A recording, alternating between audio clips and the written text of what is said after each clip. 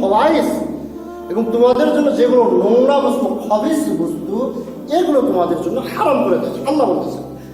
আল্লাহ রাসূল মুহাম্মদ সাল্লাল্লাহু আলাইহি ওয়াসাল্লাম বলতেছেন, নুমান ইবনে বাশির রাদিয়াল্লাহু তাআলা আনহু তিনি বলেন, রাসূল মুহাম্মদ সাল্লাল্লাহু আলাইহি ওয়াসাল্লাম বলতেছেন, আল হালালু বাইয়িন ওয়াল হারামু বাইয়িন। হালাল স্পষ্ট, হারাম স্পষ্ট। হালাল স্পষ্ট, হারামও স্পষ্ট। ওয়া বাইনাহুমা মুশাব্বাহাতুন লা ইয়ালামুনাল কাসীরুম মিনান নাস। আর এই দুইয়ের মধ্যে একটা বিষয় হচ্ছে সন্দেহযুক্ত, যা অধিকাংশ মানুষই জানে না এটা হালাল না। কোরআন হাদিসে এমন অনেক বস্তু রয়েছে, হালাল স্পষ্ট করে দেওয়া আছে, হারাম স্পষ্ট করে দেওয়া আছে, কিন্তু কোরআন হাদিসের নাম ধরে এটা হালাল না হারাম। যেমন বিড়ি রাসূলের জামানায় ছিল না, মদ রাসূলের জামানায় ছিল। মদ কোরআনে হারাম, কিন্তু এখন আপনি গিয়ে যদি বলেন এই যে আমরা বিড়ি খাচ্ছি, বিড়ি দিয়ে হারামের দলিল দেন। আল্লাহ রাসূল বলছেন এদের মধ্যে একটা বিষয় হচ্ছে সন্দেহের একটা বিষয়, এটা হালাল না।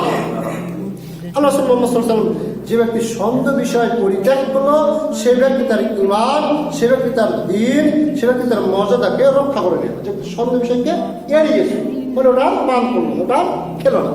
যে হাদিসটা রয়েছে আপনার সহিহ বুখারী 52 নম্বর। তবে এই আয়াত এবং এই হাদিস দ্বারা বোঝা গেল হালাল স্পষ্ট, হারাম স্পষ্ট। মুহাদ্দিসিনে কেরাম, এই যে বললাম এতগুলো ঘাটাঘাটি করার পরে মুহাদ্দিসিনে কেরাম হচ্ছে মদ হচ্ছে মূলনীতি মনে করে রাখবে, হালাল হারামের মূলনীতি মনে করে রাখবে, এবং খাবারের ব্যাপারের মূলনীতি কয়েকটা মনে করে রাখবে। এক, হালাল জিনিস হালালই থাকে, কখনো হারাম হয় না। হালাল জিনিস হারামই থাকে, তবে কারণ ভেদের কারণে হালাল বস্তু হারাম হয়েছে।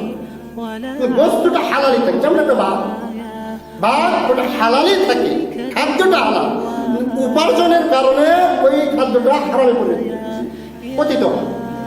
আমি সুদি কারবার করি, সুদি উপার্জন করি, সুতরাং আমার জন্য ওই খাওয়াটা কি হারাম, কিন্তু ওই খাবারটা অন্যের জন্য আবার কি হালাল। হালাল আবার এই জিনিস খুব একটা মারাত্মক একটা বিষয়, মনোযোগ হারাম বুঝতে পারি। মনে করেন একটা সুদী ব্যক্তি, আমি জানি ওর উপার্জন হচ্ছে কি হারাম, তিনি আমাকে দাওয়াত দিল, আহ্বান, আমি হচ্ছে মেহমান আর তিনি হচ্ছে মেজবান। এখন এই খাবার খাওয়া যাবে কি যাবে? যাবে, খাবার খাওয়া যাবে। তার উপার্জনের কারণে তার জন্য উক্ত বস্তু হারাম, কিন্তু আমি হচ্ছে মেহমান, বস্তুটা যদি হালাল হয় আমার জন্য এটা খাওয়া কি হালাল, এটা আমার জন্য হালাল। কিন্তু ওই বস্তুটা যদি হারাম হয়, তাহলে একজন ইমাম সাহেবও যদি দাওয়াত দেয়, ওই বস্তু খাওয়া হালাল না হারাম। আবার বুঝে একজন খাঁটি কাবা ঘরের ইমাম যদি আপনাকে দাওয়াত দেয়, দাওয়াত দেওয়ার পরে যদি মদ খেতে দেয়, বিড়ি খেতে দেয়, সিগারেট খেতে দেয়, কাবা ঘরের ইমামও যদি খাওয়ায়, ওটা হারাম না হারাম? হারাম। ঠিক অনুরূপ ভাবে একটা হালাল বস্তু একজন সুদখোর, একজন ঘুষখোর, মনে করেন তার উপার্জন হারাম, আমাকে দাওয়াত দিল, আমি তার বাসাতে গিয়ে খেলাম, বস্তুটা হালাল, এটা আমার জন্য খাওয়া হালাল, তার উপার্জনের জন্য তার জন্য হালাল। কথা কিনা বোঝা গেছে? তার যে হালাল জিনিস হালাল থাকে, হারাম জিনিস হারামই হয়। হারাম জিনিসের যতই বিসমিল্লাহ বলে খান না কেন হারামই থাকে।